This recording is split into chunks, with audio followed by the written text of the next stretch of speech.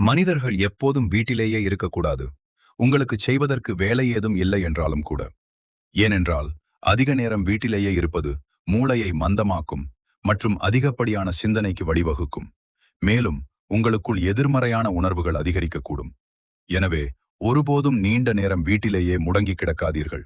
உளவியல் ரீதியாக இந்த நிலை மன அசை போடுதல் என்று அழைக்கப்படுகிறது.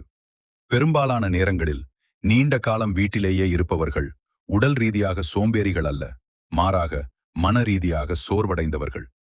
நீங்கள் வெளியே செல்லவோ அல்லது மற்றவர்களை சந்திக்கவோ விரும்புவதில்லை. ஒரு பாட்டில் தண்ணீர் வாங்க கீழே உள்ள கடைக்கு செல்வது கூட உங்களுக்கு ஒரு பெரிய சுமையாக தோன்றும். நீங்கள் தனியாக ஒரு மாயை உலகில் இருக்க பழகிவிடுவீர்கள். மொபைலில் நேரத்தை செலவிடுவது மற்றும் இரவு தாமதமாக தூங்குவது என உங்கள் வாழ்க்கை மாறிவிடும். பிறகு ஒரு வெற்று அறையில் உங்களுக்குள்ளேயே நீங்கள் தொடர்ந்து போராடிக் கொண்டிருப்பீர்கள்.